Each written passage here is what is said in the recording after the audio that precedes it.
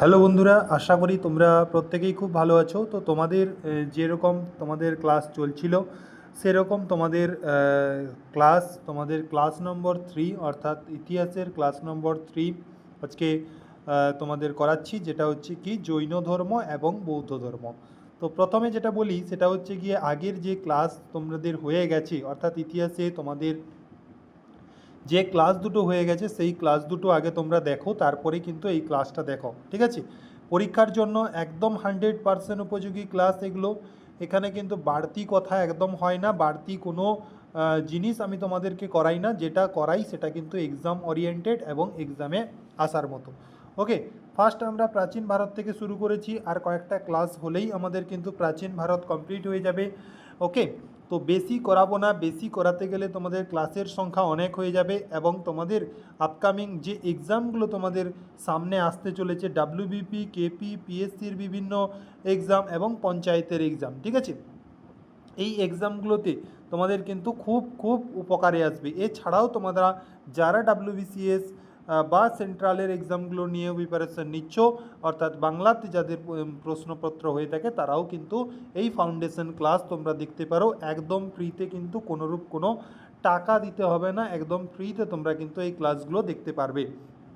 এখানে কিন্তু তোমাদের প্লেলিস্ট করা রয়েছে চ্যানেলে, অবশ্যই চ্যানেল ভিজিট করো। চ্যানেলে নতুন হলে অবশ্যই চ্যানেলটিকে সাবস্ক্রাইব করে দাও এবং তোমার বন্ধুদের মধ্যে অবশ্যই শেয়ার করে দাও, যাতে প্রত্যেকে উপকারটা পেতে পারে। ক্লাস নম্বর 3 আজকে করছি, যেটা হচ্ছে জৈন ধর্ম এবং বৌদ্ধ ধর্ম। একদম ইন ডিটেলস আলোচনা করব জৈন এবং বৌদ্ধ ধর্মে, এর বাইরে কিন্তু আর কোনো প্রশ্ন তোমাদের আসবে না, তুমি যে এক্সামেরই প্রিপারেশন নাও না কেন। আশা করি তোমাদের সহযোগিতা পাবো এবং তোমাদের কিন্তু হিস্ট্রি এবং জিওগ্রাফি দুটো একসঙ্গে চলছে।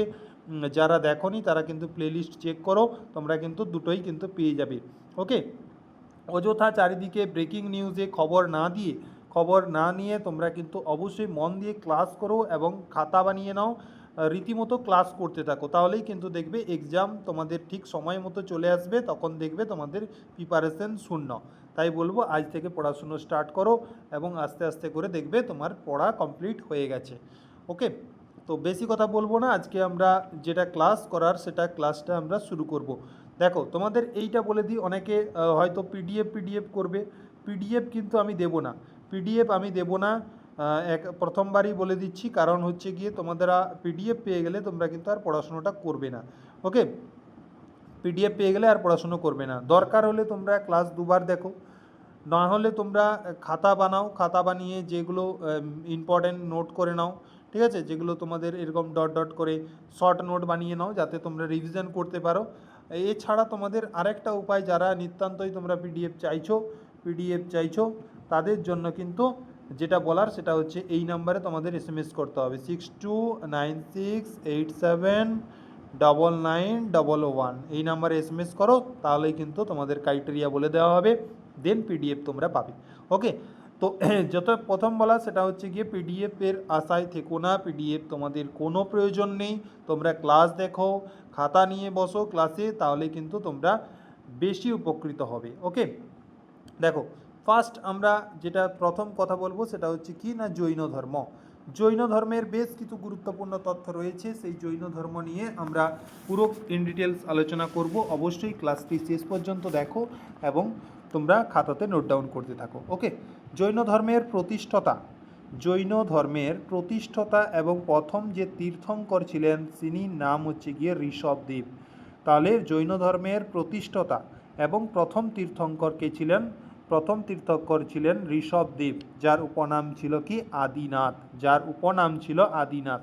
পরীক্ষায় কিন্তু প্রশ্ন আসে এটা থেকে। ওকে, নেক্সট দেখো, জৈন ধর্মের 23তম তীর্থঙ্কর কে ছিলেন? 23তম তীর্থঙ্কর ছিলেন পার্শ্বনাথ।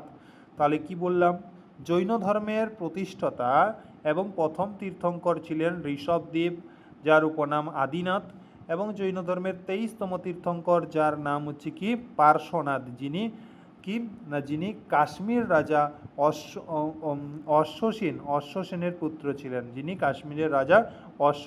পুত্র ছিলেন, নেক্সট পয়েন্ট দেখো, মহাবীর স্বামী ছিলেন জৈন ধর্মের 24তম তীর্থঙ্কর। তাহলে মহাবীর কে ছিলেন?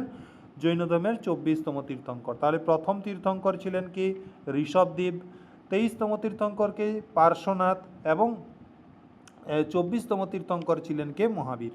ওকে, তাহলে সর্বশেষ তীর্থঙ্কর মানে ইনি হচ্ছেন গিয়ে সর্বশেষ তীর্থঙ্কর। ওকে, সরি। তো মহাবীর স্বামী 540 খ্রিস্টপূর্বে 540 খ্রিস্টপূর্বে কুণ্ডগ্রাম, যেটা নাম হচ্ছে কি বৈশালী, এখানে তিনি জন্মগ্রহণ করেছিলেন। তাহলে এখানে তিনি জন্মগ্রহণ করেছিলেন বৈশালীতে। 540 খ্রিস্টপূর্বে কুণ্ডগ্রাম অর্থাৎ বৈশালীতে তিনি জন্মগ্রহণ করেন। তার পিতার নাম ছিল কি? তার পিতার নাম ছিল সিদ্ধার্থ এবং তিনি যাত্রক গোত্রের প্রধান ছিলেন এবং মাতার নাম ছিল ত্রিশলা দেবী। মাতা কে ছিলেন? মাতা ছিলেন ত্রিশলা দেবী, যিনি লৌছবি রাজা চৈতকের বোন ছিলেন। ওকে, মহাবীর স্বামীর নাম কি ছিল? যশোদা। তার কন্যার নাম ছিল কি? প্রিয়দর্শিকা। খুব ইম্পর্টেন্ট, একটাও লাইন কিন্তু তোমাদের জন্য আনইম্পর্টেন্ট নয়, একটাও লাইন কিন্তু তোমাদের জন্য ফেলে দেওয়ার মতো নয়। প্রত্যেকটা লাইন তোমাদেরকে মনে রাখতে হবে এবং প্রত্যেকটা লাইন থেকে তোমাদের কিন্তু প্রশ্ন হয়ে থাকে। তাহলে মহাবীর যে ছিলেন, মহাবীর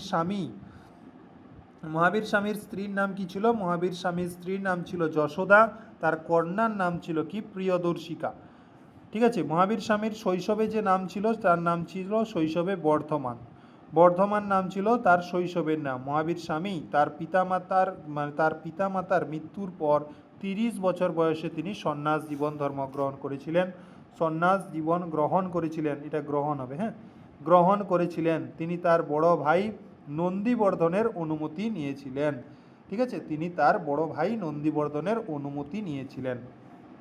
তারপরে যে পয়েন্ট রয়েছে দেখো তোমাদের কি রয়েছে, যে কি রয়েছে ব্যাপারটা দেখো, যে 12 বছর কঠোর তপস্যার পর তিনি রিজুপালিকা নদীর তীরে জম্বিকা গ্রামে একটা শাল গাছের নিচে জন্মোৎসব মানে জ্ঞান লাভ করেছিলেন। ঠিক আছে, জ্ঞান লাভ করেছিলেন, যেটা হচ্ছে কৈবল্য, যাকে আমরা বলি কেইবল্য আমরা তাকে বলে থাকি। 12 বছর কঠোর তপস্যার পর তিনি রিজুপালিকা নদীর তীরে জম্বিক গ্রামে একটি শাল গাছের নিচে তিনি জ্ঞান লাভ করেছিলেন, যেটা কৈবল্য নামেও কিন্তু আমরা জানি। তাকে মহাবীর নাম দেওয়া হয়েছিল কারণ তিনি নিজের ইন্দ্রিয় জয় করেছিলেন, নিজের ইন্দ্রিয়গুলো জয় করেছিলেন বলে তার নাম কিন্তু মহাবীর ছিল। এটাও তোমাদের মনে রাখতে হবে যে তিনি নিজের ইন্দ্রিয়গুলি জয় করার জন্য তাকে মহাবীর নাম দেওয়া হয়েছিল। দেখো মহাবীর, তাহলে দেখো তার সময়কাল ছিল কত? 540 থেকে 468 খ্রিস্টপূর্ব। ঠিক আছে, এবং সংক্ষেপে যদি আমি বলি সেটা হচ্ছে, দেখো প্রথমে আমরা বলতে পারি যে প্রতিষ্ঠাতা বা প্রথম তীর্থঙ্কর কে ছিলেন? ঋষভদেব বা আদিনাথ। 23তম তীর্থঙ্কর ছিলেন পার্শ্বনাথ। 24তম বা শেষ তীর্থঙ্কর ছিলেন মহাবীর। মহাবীরের জন্ম কোথায়? মহাবীরের জন্ম হচ্ছে 540 খ্রিস্টপূর্বাব্দ, যেটা হচ্ছে কুণ্ডগ্রাম অর্থাৎ বৈশালীতে।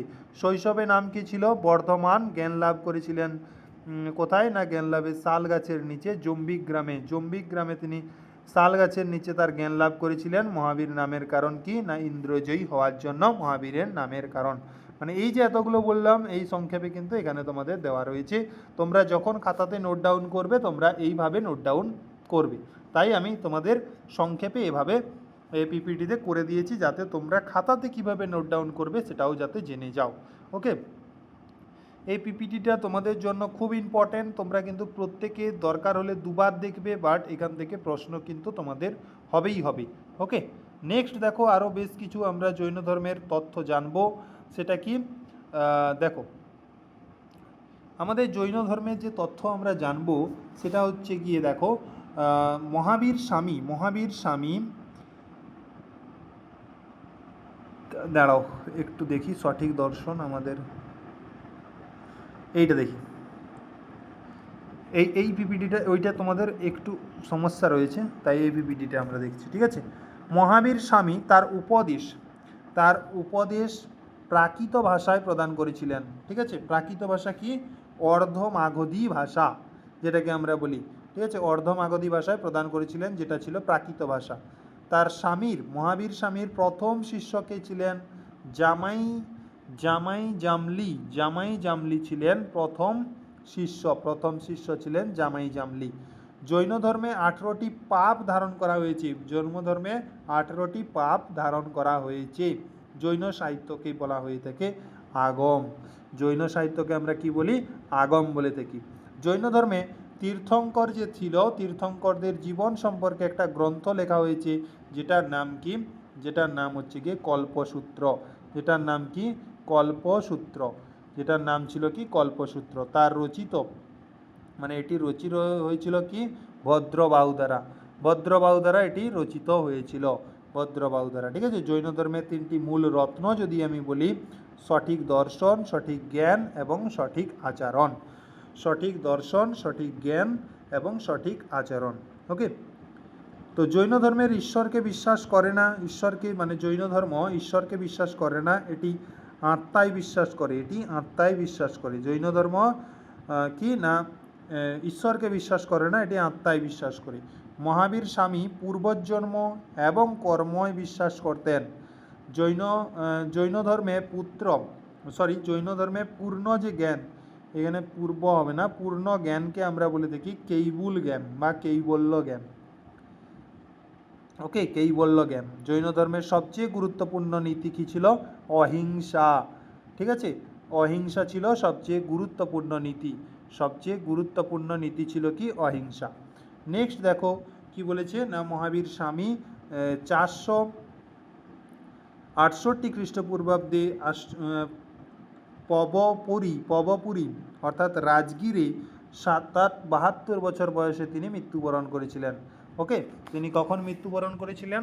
না, তোমাদের বলতে হবে যে 468 খ্রিস্টপূর্বে, 468 খ্রিস্টপূর্বে এই পরবপুরী বা রাজগীরে তিনি 72 বছর বয়সে তিনি কি করেছিলেন? মৃত্যুবরণ করেছিলেন।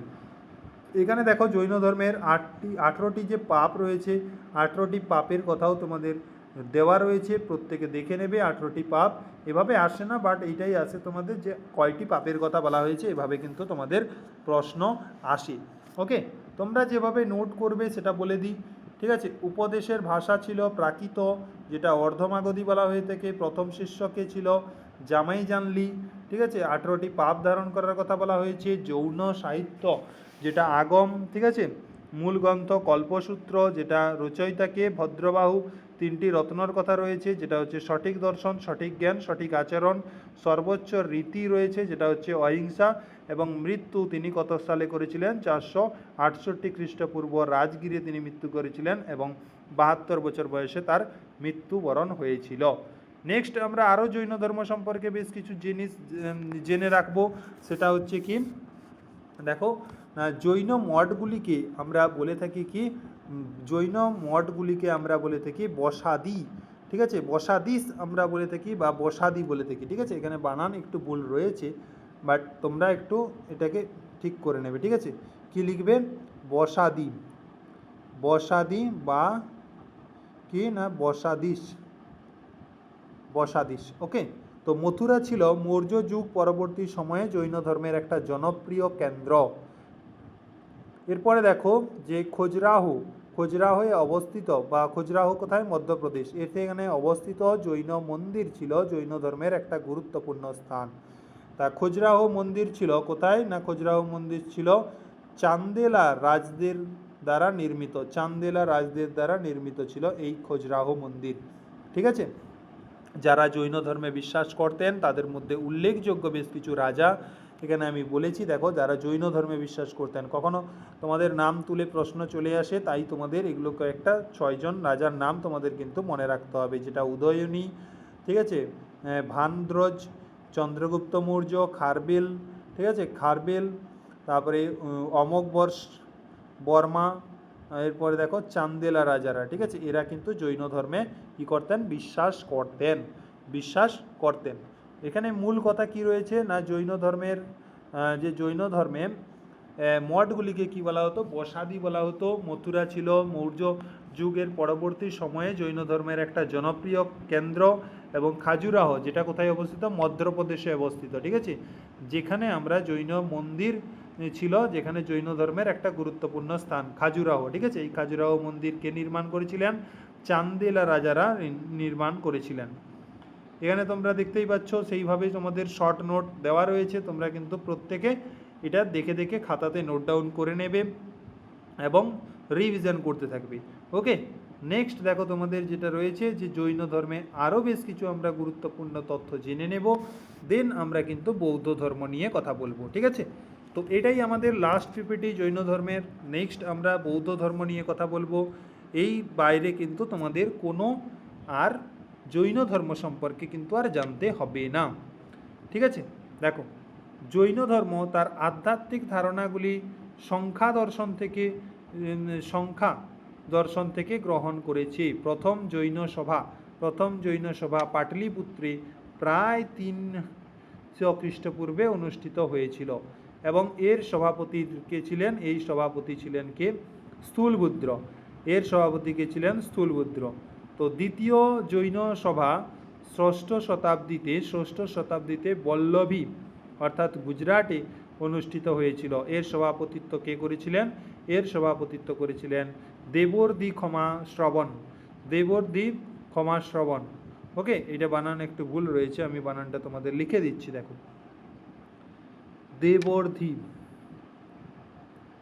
দেবর্দি এটা, ঠিক আছে, আর কি ক্ষমা শ্রবণ। ওকে, জৈন ধর্মে আমরা দুটি ভাগ করতে পারি, ঠিক আছে। জৈন ধর্মকে আমরা কয়টি ভাগে ভাগ করি? দুটি ভাগে। একটা হচ্ছে শ্বেতাম্বর, একটা হচ্ছে দিগম্বর। শ্বেতাম্বর আমরা কাদের বলবো? যারা সাদা কাপড় পরিধান করেন। দিগম্বর আমরা কাদের বলবো? যারা কাপড় পরিধান করেন না, ঠিক আছে। যারা কাপড় পরিধান করেন না তাদেরকে আমরা দিগম্বর বলবো। শ্বেতাম্বর যারা সাদা কাপড় পরিধান করে থাকেন। শ্বেতাম্বরকে ছিলেন স্থূলবুদ্র, ভুলবুদ্র নয়, এটা হচ্ছে স্থূলবুদ্র, দন্তস্বয় থয় হস দীর্ঘ ল, স্থূলবুদ্র, ঠিক আছে। এবং দিগম্বরকে ছিলেন না কে? ভদ্রবাহু। এটাও হবে না, উদ্রবাহু বলে হয়েছে, ভদ্রবাহু। দিগম্বর ছিলেন কে? ভদ্রবাহুর শিষ্য, ঠিক আছে। তো পূর্বসন উৎসবটি জৈন সম্প্রদায়ে উদযাপিত করা হয়ে থাকে। তাহলে শ্বেতাম্বর কারা? যারা সাদা বস্ত্র পরিধান করেন। দিগম্বর কারা? যারা বস্ত্রবিহীন। শ্বেতাম্বরের শিষ্যকে ছিলেন ভদ্রবাহু, দিগম্বরের শিষ্যকে ছিলেন কে? না, স্থূলবুদ্র, আর এটা হচ্ছে ভদ্রবাহু। ওকে, এখানে দেখো তোমাদের শর্ট নোট দেওয়া রয়েছে, তোমরা কিন্তু প্রত্যেকেই শর্ট নোট বানিয়ে নেবে, কেমন? জৈন ধর্ম, তো এই জৈন ধর্ম আরও আমরা বেশ কিছু জৈন ধর্মের জানবো। জৈন ধর্মের দেখো, এই যে সেম জিনিস আমরা যেটা বললাম যে এই আগের পিপিটিটাই তোমাদের আবার রিপিট রয়েছে। এখানে দেখো আমরা আবার রিভিশন করে নিই একবার, যে জৈন ধর্ম তার আধ্যাত্মিক ধারণাগুলি সংখ্যা দর্শন থেকে গ্রহণ করা হয়েছে। প্রথম জৈন ধর্ম পাটলিপুত্রে খ্রিস্টপূর্ব 300 খ্রিস্টপূর্বে অনুষ্ঠিত হয়েছিল, যার সভাপতি কে ছিলেন? স্থূলবুদ্র। জৈন ধর্মের সভায় জৈন ধর্মকে দুই ভাগে ভাগ করা হয়েছিল। একটা কোথায়? না, শ্বেতাম্বর, একটা হচ্ছে দিগম্বর। শ্বেতাম্বর কাদের বলা হয়? যারা সাদা কাপড় পরিধান করেন। দিগম্বর কাদের বলা হয়? যারা কাপড় পরিধান করেন না। শ্বেতাম্বর ছিল স্থূলবুদ্র, ঠিক আছে, এবং দিগম্বর ছিলেন ভদ্রবাহুর শিষ্য। ওকে, এইখানে তোমাদের নেক্সট আমরা যেটা আলোচনা করব সেটা হচ্ছে গিয়ে কি না, সেটা হচ্ছে বৌদ্ধ ধর্ম। ওকে, বৌদ্ধ ধর্ম তোমাদের কিন্তু অনেকেই তোমরা কিন্তু এই বৌদ্ধ ধর্ম আলোচনা করার আগে একটু কথা বলিনি বৌদ্ধ ধর্ম, ঠিক আছে। তো এই বৌদ্ধ ধর্ম আলোচনা করার আগে তোমাদের সঙ্গে একটু আলোচনা করে নিই যে তোমরা কি আদৌ চাইছো ক্লাসটা কন্টিনিউ হোক? যদি চাইছো তাহলে অবশ্যই কিন্তু চ্যানেলটিকে সাবস্ক্রাইব করো এবং তোমরা বন্ধুদের মধ্যে শেয়ার করে দাও, ঠিক আছে। এই 20, 25, 30 এরকম ভিউ হলে কিন্তু আমি ক্লাস করাবো না, তোমাদের কিন্তু ক্লাস বন্ধ করে দেবো, ঠিক আছে। তোমাদের কিন্তু ক্লাস স্টপ করে দেবো, বন্ধ করে দেবো, ঠিক আছে। তোমাদের তাই বলছি, তোমরা কিন্তু অবশ্যই ক্লাস কিন্তু লাইক করো, ঠিক আছে, সাবস্ক্রাইব করো চ্যানেল এবং বন্ধুদের মধ্যে শেয়ার করো, যাতে প্রত্যেকে এটা দেখে এবং প্রত্যেকে যাতে উপকার হয়। ফ্রিতে তোমাদের এরকম তোমাদের কন্টেন্ট কেউ দেবে তোমাদের মনে হয়? এরকম সাজেস্টিভ ওয়েতে তোমাদের এরকম সুন্দর পিপিটি বানিয়ে তোমাদের কেউ করিয়েছে? হয়তো এখানে তোমাদের স্মার্ট বোর্ডে ক্লাস হচ্ছে না, বাট স্মার্ট বোর্ডের সঙ্গে নেই। আমার মেন হচ্ছে কি আমি যে জিনিসটা পাচ্ছি সেটা কতটা গুরুত্বপূর্ণ পরীক্ষার জন্য, সেটাই কিন্তু বড় জিনিস, ঠিক আছে? তাছাড়া এই পিপিটিটা কি তোমাদের খারাপ লাগছে তাহলে কমেন্টে জানিও, আমি কিন্তু পিপিটি চেঞ্জ করে দেবো। এরকম ধরনের পিপিটি যদি তোমাদের খারাপ লেগে থাকে তাহলে অবশ্যই তোমরা আমাকে কমেন্ট বক্সে জানিও। ওকে, আর যদি কেউ নতুন দেখছো বলবো চ্যানেলটি অবশ্যই সাবস্ক্রাইব করো এবং বন্ধুদের মধ্যেও শেয়ার করো, বলো তাদেরকে যে এখানে এরকম ফ্রিতে ক্লাস করানো হচ্ছে তোমাদের। কিন্তু আশা করছি তোমরা পুরোপুরি, আশা নয়, আমি 100% শিওর দিচ্ছি এখান থেকে যদি ক্লাস থেকে কমন না আসে তাহলে তোমরা কিন্তু ভিডিওতে মানে ভিডিওতে কমেন্ট বক্সে তো খোলা থাকবেই, কমেন্ট বক্সে তোমরা কিন্তু এসে জানিও যে আপনি যেগুলো করিয়েছেন এগুলো থেকে কোনো প্রশ্ন কমন আসেনি, ঠিক আছে? ফাউন্ডেশন ব্যাচ একদম সুন্দর করে করানো হচ্ছে তোমাদের কিন্তু, তাই বলবো একটু মন দিয়ে ক্লাসগুলো করো। ওকে, দেখো বেশি কথা বলবো না, যার ইচ্ছে করবে, যার ইচ্ছে হবে না করবে না, বলার নেই কিছু আর। বৌদ্ধ ধর্মের প্রতিষ্ঠাতা কে? বৌদ্ধ ধর্মের প্রতিষ্ঠাতা গৌতম বুদ্ধ, যাকে আমরা কি বলে থাকি? যাকে আমরা এশিয়ার আলো বলে থাকি, যাকে আমরা বলে থাকি এশিয়ার আলো। গৌতম বুদ্ধ 563 খ্রিস্টপূর্বে লুম্বিনীতে কপিলাবস্তুতে জন্মগ্রহণ করেছিলেন। লুম্বিনীর কপিলাবস্তুতে তিনি জন্মগ্রহণ করেছিলেন। তার পিতার নাম ছিল শুদ্ধোধন, যিনি শাক্য বংশের প্রধান ছিলেন। যিনি কে ছিলেন? সুশোধন, যিনি ছিলেন শাক্য বংশের প্রধান। বুদ্ধের মায়ের নাম কে ছিল? গৌতম বুদ্ধের মায়ের নাম ছিল মায়া দেবী, যিনি তার জন্মের 7ম দিনে মারা যান। তাকে তার মামি প্রজাপতি গৌতমী বড় করেন, ঠিক আছে? তাকে তার মামি প্রজাপতি গৌতমী বড় করেছিলেন। গৌতম বুদ্ধের শৈশব নাম ছিল সিদ্ধার্থ। তিনি 16 বছর বয়সে যশোধারা নামে এক মহিলাকে বিয়ে করেছিলেন এবং তাদের এক পুত্রের নাম ছিল কি? তাদের এক পুত্রের নাম ছিল কি? রাহুল, ঠিক আছে? গৌতম বুদ্ধের শৈশব নাম কি ছিল? সিদ্ধার্থ। তিনি 16 বছর বয়সে যশোধারা নামে এক মহিলাকে বিয়ে করেছিলেন এবং তার পুত্রের নাম কি ছিল? তার পুত্রের নাম ছিল রাহুল, ঠিক আছে? একবার কপিলাবস্তু ভ্রমণের সময় সিদ্ধার্থ এক বুদ্ধ, এক রোগী, এক মৃতদেহ এবং এক সন্ন্যাসী দেখেন, যা তার মনকে অত্যন্ত দুঃখিত করে তোলে, যা তার মনকে একদম দুঃখিত করে তুলেছিল। সিদ্ধার্থ মানুষের কষ্ট মুক্ত করার সংকল্প নিয়ে তিনি 29 বছর বয়সে তার সংসার ত্যাগ করেছিলেন। এখানে এইটা তোমাদের খুব আসে যে এই যে 29 বছর বয়সে তিনি সংসার ত্যাগ করেছিলেন, এটিকে আমরা কি বলি? বৌদ্ধ ধর্মে এটাকে বলা হয়ে থাকে মহাভিনিষ্ক্রমণ। মহাভিনিষ্ক্রমণ। আরও একটা টার্ম আছে তোমাদের, সেটা কি? মহাপরিনির্বাণ, ঠিক আছে? ওটা হচ্ছে নির্বাণ লাভ করা বা মৃত্যুবরণ করা, ঠিক আছে? আর এটা হচ্ছে গিয়ে 29 বছর বয়সে সংসার ত্যাগ করা, যেটা কি মহাভিনিষ্ক্রমণ নামে পরিচিত। ওকে, দেখো বৌদ্ধ ধর্মে আমরা যদি মূল শিক্ষা বা দুঃখের কারণ জানা, দুঃখের নিবারণ এবং নির্বাণ লাভ করা, ঠিক আছে? এর মূল প্রতীক হচ্ছে কি না? ধর্মচক্র বা পদ্মফুল। এখানে দেখো আমরা যখন সংক্ষেপে একটা দেখতে যাব টিপস হিসাবে, সেটা দেখো প্রতিষ্ঠাতা কে? গৌতম বুদ্ধ। জন্ম কত? 563 খ্রিস্টপূর্বে লুম্বিনীর কপিলাবস্তুতে। পিতাকে ছিলেন সুশোধন, যিনি ছিলেন শাক্য বংশের প্রধান। মাতাকে ছিলেন মায়াদেবী। এবং দেখো শৈশব নাম কি ছিল? সিদ্ধার্থ। স্ত্রীকে ছিলেন যশোধরা। পুত্রকে ছিলেন রাহুল। 4টি দৃশ্য আমরা দেখতে পাই: বৌদ্ধ, রোগী, মৃত, সন্ন্যাসী।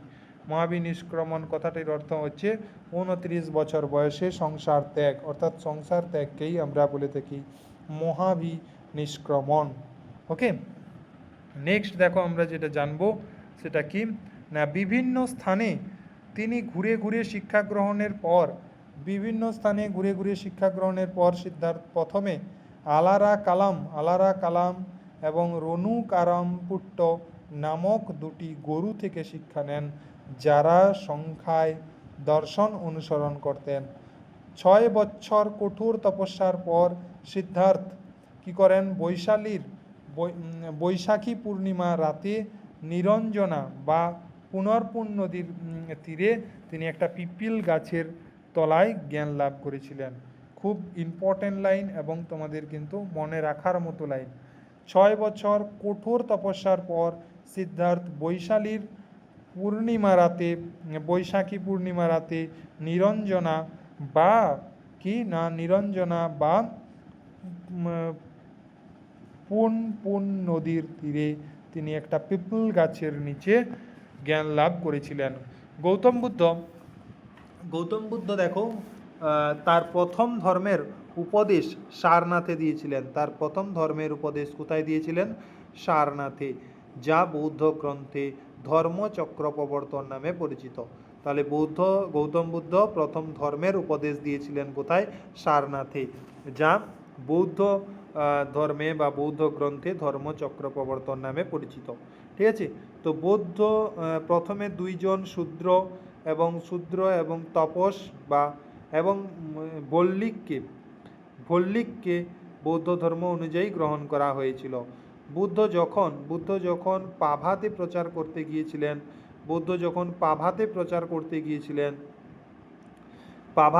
করতে গিয়েছিলেন সেখানে এক লোহার কারিগরের আমন্ত্রণে বাগানে গিয়ে অবস্থান করেন। মানে আম্র বাগান, আমন্ত্রণে বলছি, এখানে ভুল হচ্ছে, এখানে হবে অম্র বা আমের বাগানে তিনি অবস্থান করেন। তিনি তাকে খাবার দিয়েছিলেন, যা খাবার পর বুদ্ধ পেটের অসুখে ভোগেন এবং প্রচণ্ড কষ্ট পেতে থাকেন। ঠিক আছে, মনে রাখতে হবে তোমাদেরকে, এবং মনে রাখার টিপসও তোমাদের রয়েছে, ছোট ছোট করে কীভাবে লিখবে প্রত্যেকে দেখে কিন্তু অবশ্যই তোমরা নোট ডাউন করবে। ঠিক আছে, নেক্সট দেখো তোমাদের যেটা তোমাদের রয়েছে সেটা কি না, বৌদ্ধ পাতা নয়, এটা পাভা হবে। পাভা পৌঁছানোর পর সেখানে একটি লোহা কারিগরের অম্র বাগানে বসবাস করেছিলেন। তিনি তাকে কিছু খাবার দিয়েছিলেন, যার কারণে বুদ্ধের পেটের অসুখ আক্রান্ত হয়েছিল, প্রচণ্ড তিনি কষ্ট পেয়েছিলেন। এর ফলে তিনি কুশীনগর যান। ঠিক আছে, কুশীনগর যান, তিনি তার শেষ উপদেশ দেন সুভদ্রকে। ঠিক আছে, সেখানে তিনি 483 খ্রিস্টপূর্বে 80 বছর বয়সে বুদ্ধ মহাপরিনির্বাণ, আমি বললাম না যে মৃত্যুর ঘটনাকে আমরা বলি মহাপরিনির্বাণ এবং সংসার ত্যাগের ঘটনাকে আমরা বলি কি মহাবিনিষ্ক্রমণ, যা বৌদ্ধ ধর্মে বুদ্ধের মৃত্যুর পরিপ্রেক্ষিতে আমরা উল্লেখ করতে পারি। বৌদ্ধ ধর্মে আমরা 3টি রত্ন পাই। 3টি রত্ন কি? সেটা হচ্ছে কি, 3টি রত্ন আমাদের রয়েছে কি না, বুদ্ধ, ধম্ম এবং সংঘ। ঠিক আছে, বৌদ্ধ, ধর্ম এবং সংঘ, 3টি রত্ন আমরা ত্রিরত্ন যেটা হিসেবে আমরা জানি। ঠিক আছে, বৌদ্ধ ভিক্ষুকদের অবস্থানকে বলা হয়ে থাকে কি? বৌদ্ধ ভিক্ষুকদের অবস্থানকে বলা হয়ে থাকে বিহার। বৌদ্ধ ভিক্ষুকদের অবস্থানকে আমরা বলে থাকি বিহার, এবং পূজাস্থলকে আমরা বলে থাকি কি? চৈত্য। পূজাস্থলকে আমরা কি বলে থাকি? চৈত্য বলে থাকি। ওকে, নেক্সট দেখো, চতুর্থ বৌদ্ধ কাউন্সিলের পরে বৌদ্ধ ধর্ম 2টি ভাগে বিভক্ত হয়েছিল। একটা হচ্ছে হিনজান আর একটা হচ্ছে মহাযান। একটা হচ্ছে হিনজান, এখানে হিনিয়ানা লেখা আছে, বাট এটা হবে হিনজান আর একটা হবে কি মহাযান। ঠিক আছে, এই দুটো তোমাদের হবে। ঠিক আছে, এখানে তোমাদের এইটাই যতক্ষণ বললাম এটা কিন্তু তোমাদের শর্টে লেখা রয়েছে, তোমরা প্রত্যেকে দেখে নেবে। ওকে, নেক্সট দেখো, বুদ্ধের জ্ঞান লাভের ঘটনা। বৌদ্ধ ধর্মে কি রয়েছে? সমাপ্তি হিসেবে পরিচিত। সমাপ্তি, এখানে কিন্তু সমাপ্তি বানান ভুল রয়েছে, তোমরা কিন্তু একটু ঠিক করে নাও। ঠিক আছে, সম্পপ্তি এইটা হবে। ঠিক আছে, সম্পপ্তি নামে পরিচিত। বৌদ্ধ ধর্মের 3টি পিটকের আমরা জানি কথা, 3টি পিটকের কথা পড়ি, যেখানে হচ্ছে কি সুপ্ত পিটক, বিনয় পিটক এবং অভিধর্ম পিটক। সুপ্ত পিটক, বিনয় পিটক এবং অভিধর্ম পিটক। বুদ্ধের প্রিয় শিষ্যকে আনন্দের অনুরোধে বুদ্ধ নারীদের বৌদ্ধ সঙ্ঘে প্রবেশের অনুমতি দিয়েছিলেন। নেক্সট দেখো, মহাবোধি মন্দির কমপ্লেক্সে সরাসরি বুদ্ধর জীবনের সাথে সম্পর্কিত। মহাবোধি মন্দির কমপ্লেক্স সরাসরি বুদ্ধের জীবনের সাথে সম্পর্কিত। ওকে, বেশ কিছু ইম্পর্ট্যান্ট জিনিস এখানে তোমাদের দেওয়া রয়েছে, প্রত্যেকে তোমরা কিন্তু দেখে নেবে। আমি যদি প্রত্যেকটা বলতে থাকি তাহলে কিন্তু ক্লাস বড় হয়ে যাবে। আমি চাইছি না তোমাদের ক্লাস বড় হোক, কোনোভাবে তোমাদের টাইম তোমাদের নষ্ট হোক, সেটা কিন্তু আমি চাইছি না। ওকে, নেক্সট দেখো, মহাযান সম্প্রদায়কে আমরা কত দুই ভাগে ভাগ করে থাকি। মহাযান যে সম্প্রদায় রয়েছে, অর্থাৎ আমরা দুটো সম্প্রদায়ের কথা বললাম, যেটা শূন্যবাদ এবং বিজ্ঞানবাদ। দেখো, মাধ্যমিক এবং যোগাচার, ঠিক আছে।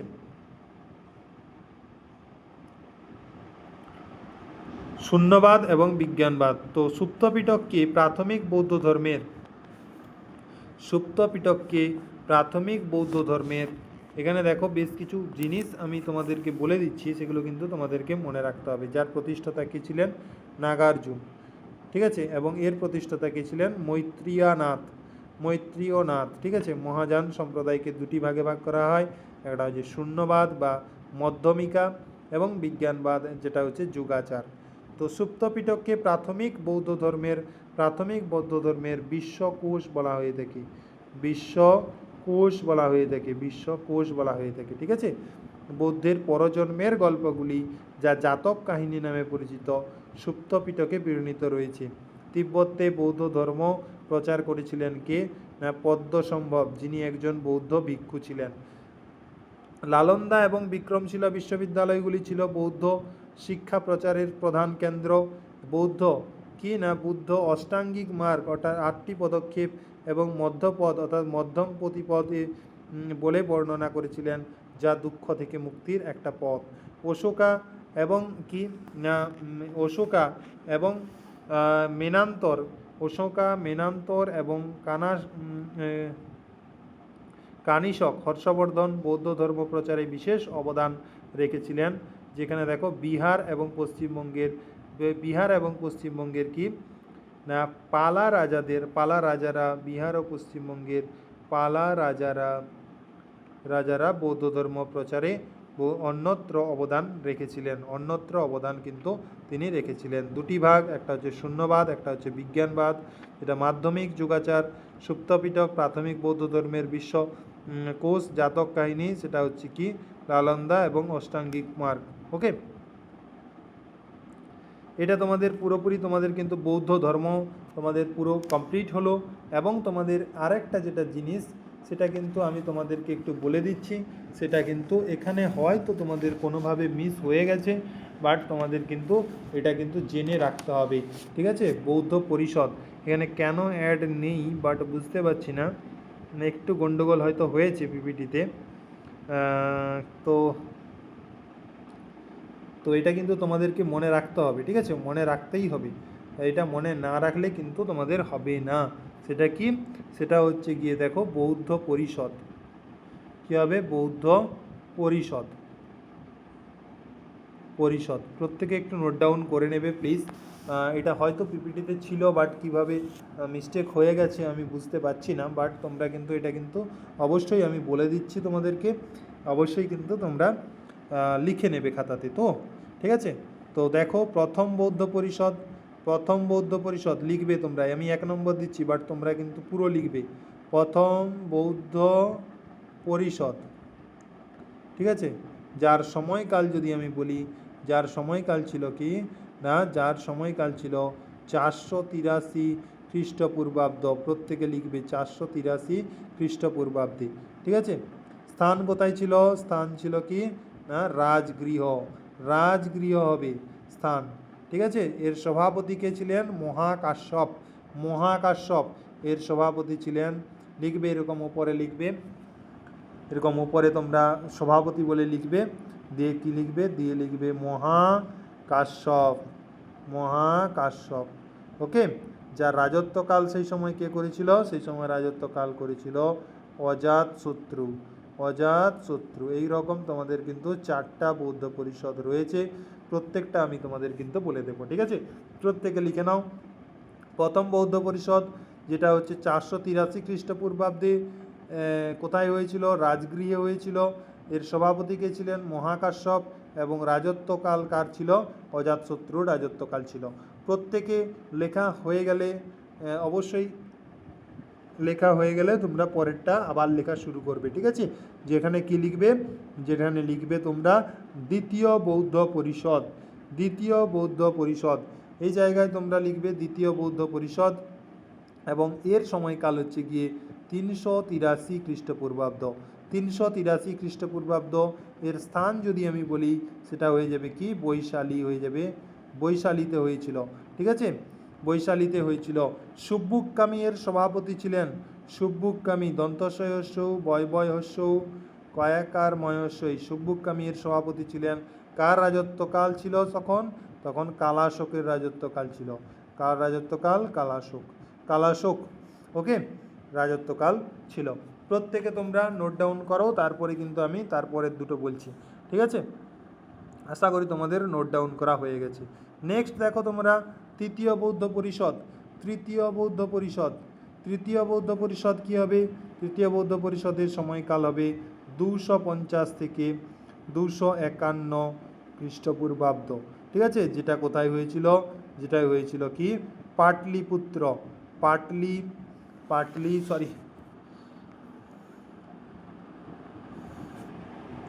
যেটা কি হবে কি না, যেটা হবে পাটলিপুত্র, পাটলিপুত্র, পাটলিপুত্র, ওকে। নেক্সট দেখো সভাপতি কে ছিলেন? সভাপতি ছিলেন মোগগলি পুত্তাসা, মোগগলি পুত্তাসা, ঠিক আছে। যার রাজত্বকাল ছিল কে? রাজত্বকাল ছিল অশোক, অশোকের রাজত্বকাল ছিল, অশোক, ওকে। এবং শেষ বৌদ্ধ পরিষদ 4 নম্বর বৌদ্ধ পরিষদ অর্থাৎ চতুর্থ বৌদ্ধ পরিষদ, যেখানে সময়কাল আমি যদি বলি সেটা হয়ে যাবে কি না প্রথম সেঞ্চুরি, প্রথম সেঞ্চুরি হয়ে যাবে তোমাদের কিন্তু সময়কাল, ঠিক আছে। তারপরে কুণ্ডল বনা বা কাশ্মীর, যেখানে অবস্থান এখন বর্তমান নাম কি কাশ্মীর, ঠিক আছে। এর সভাপতি কে ছিলেন? সভাপতি ছিলেন বসুমিত্রা, বসুমিত্রা সভাপতি ছিলেন। এবং যদি রাজত্বকাল বলি তাহলে রাজত্বকাল হয়ে যাবে কি না কনিষ্ক, কনিষ্ক হয়ে যাবে রাজত্বকাল, কনিষ্ক হয়ে যাবে রাজত্বকাল। প্রত্যেকে নোট ডাউন করো খাতাতে, এবং এই ছকটা তোমরা কিন্তু বৌদ্ধ পরিষদের সর্বদা মাথায় রাখবে, তাহলেই কিন্তু আমাদের বৌদ্ধ ধর্ম পুরোপুরি কমপ্লিট হয়ে গেল, ঠিক আছে। নেক্সট ক্লাসে আমরা বেশ কিছু ছোট্ট ছোট্ট ধর্ম রয়েছে, যেমন শৈব ধর্ম, খ্রিস্টান ধর্ম, পারসিক ধর্ম, ঠিক আছে, শিখ ধর্ম, ইসলাম ধর্ম, এরকম বৈষ্ণব ধর্ম, এই যে ছোট্ট ছোট্ট আমাদের ধর্মগুলো রয়েছে, সেই ধর্মগুলো কিন্তু নেক্সট ক্লাসে আমি কমপ্লিট করিয়ে দেব। দেন আমরা মগধ রাজ্যে কিন্তু প্রবেশ করব, মগধ রাজবংশে আমরা কিন্তু প্রবেশ করব। তার জন্য বলবো তোমরা কিন্তু আজকের পড়া আজকেই করে নাও, কারণ যত দেরি রাখবে, পেন্ডিং রাখবে, তত কিন্তু তোমাদের অসুবিধে, ঠিক আছে। তো thank you for watching. Next ক্লাসে আমাদের আবারও দেখা হচ্ছে। চ্যানেলে নতুন হলে চ্যানেলটি অবশ্যই সাবস্ক্রাইব করে নাও এবং বন্ধুদের মধ্যে শেয়ার করে দাও। তোমাদের কিন্তু পরীক্ষায় 100% উপযোগী হবে এই ক্লাসগুলো, এটুকু আমি তোমাদের কথা দিতে পারি, ঠিক আছে।